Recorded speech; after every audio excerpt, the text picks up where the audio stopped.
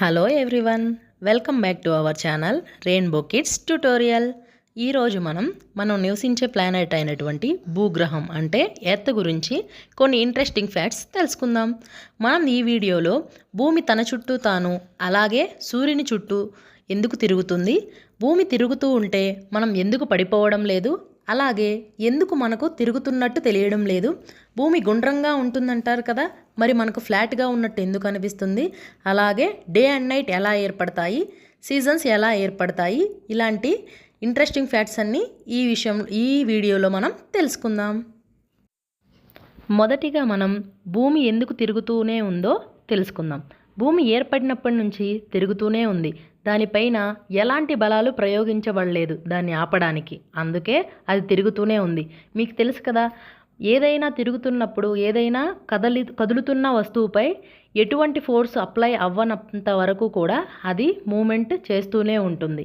ఈ కారణంగానే భూమి తిరుగుతూనే ఉంది. మరి భూమి సూర్యుని చుట్టూ తిరగడానికి గల కారణం ఏంటో ఇప్పుడు తెలుసుకుందాం. భూమి యొక్క గ్రావిటేషనల్ ఫోర్స్ అంటే గురుత్వాకర్షణ శక్తి కంటే ఎర్త్ గ్రావిటేషనల్ ఫోర్స్ కంటే సన్ గ్రావిటేషనల్ ఫోర్స్ ఎక్కువగా ఉండడం కారణంగా భూమి సూర్యుని చుట్టూ తిరుగుతూ ఉంటుంది. ఇప్పుడు మనం ఎర్త్ రొటేషన్ గురించి తెలుసుకుందాం. అంటే భూభ్రమణం. భూమి తన అక్షంపై తన చుట్టూ తాను తిరగడాన్నే భూభ్రమణం అంటారు. The earth rotates on it's axis is called rotation. మరి ఈ యాక్సిస్ అంటే ఏంటి? The imaginary line passes through the Earth's center and north and south poles. The imaginary line earth's centre అంటే కేంద్రం నుంచి ఉత్తర మరియు దక్షిణ ధృవాలను కలుపుతూ ఉన్న ఒక ఊహా గీత. భూమి ఒకసారి తన చుట్టూ తాను తిరగడానికి పట్టే సమయం 24 గంటలు. దీన్నే మనం ఒక రోజుగా పరిగణిస్తాం. భూమి వెస్ట్ నుంచి ఈస్ట్గా అంటే యాంటీ క్లాక్ వైజ్గా సూర్యుని చుట్టూ తిరుగుతూ ఉంటుంది. తన చుట్టూ తాను కూడా అలాగే తిరుగుతూ ఉంటుంది. భూమి తన చుట్టూ తాను తిరగడం కారణంగానే మనకు పగలు రాత్రి ఏర్పడతాయి.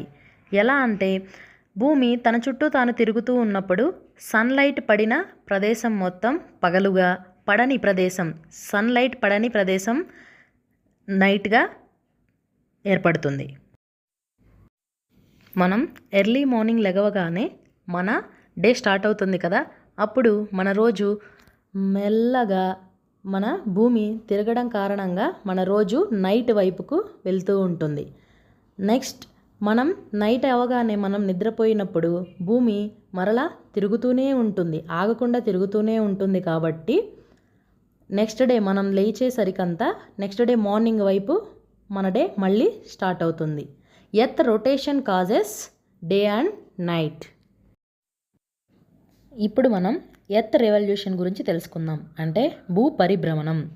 Earth revolves around the sun in its orbit is known as revolution.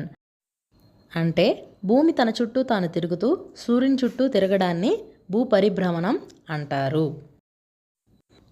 భూమి తన చుట్టూ తాను తిరుగుతూ సూర్యుని చుట్టూ ఒకసారి తిరిగి రావడానికి పట్టే సమయం 365 రోజులు. దీన్నే మనం ఒక సంవత్సరంగా పరిగణిస్తాం.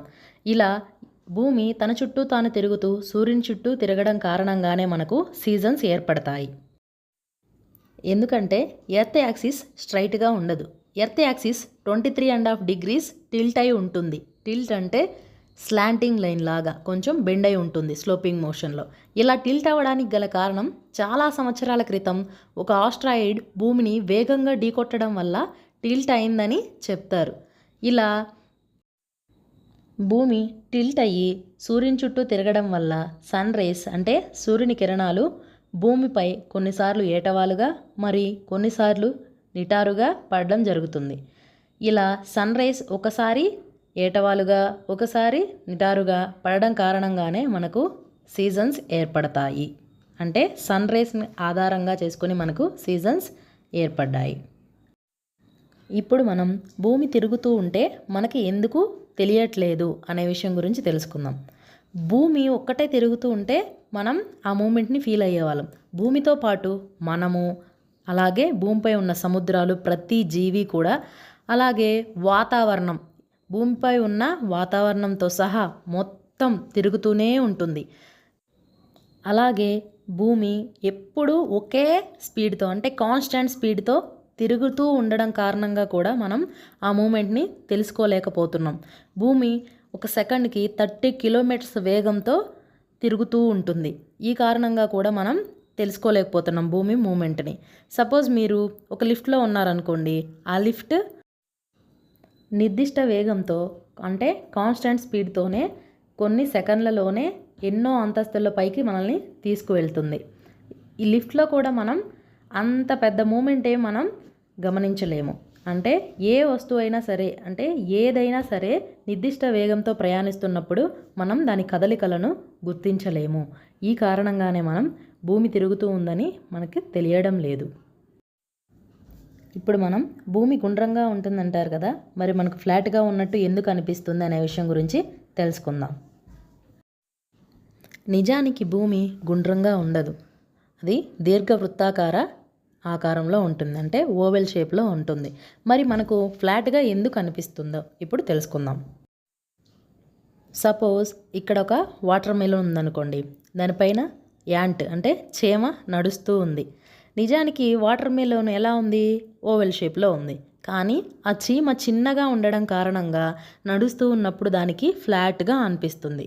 ఈ కారణంగానే, అంటే ఇదే విధంగా మనం కూడా భూమితో పోల్చుకుంటే మనం చాలా చిన్న పరిమాణంలో ఉన్నాం అన్నమాట. అందుకే మనకు తెలియడం లేదు. భూమి అంత పెద్దగా ఉంటుంది కాబట్టి మనకంటే మనం భూమిని ఫ్లాట్ షేప్లో ఉందని ఫీల్ అవుతున్నాం. ఈ వీడియో కనుక మీకు నచ్చినట్లయితే వీడియోని లైక్ చేయండి.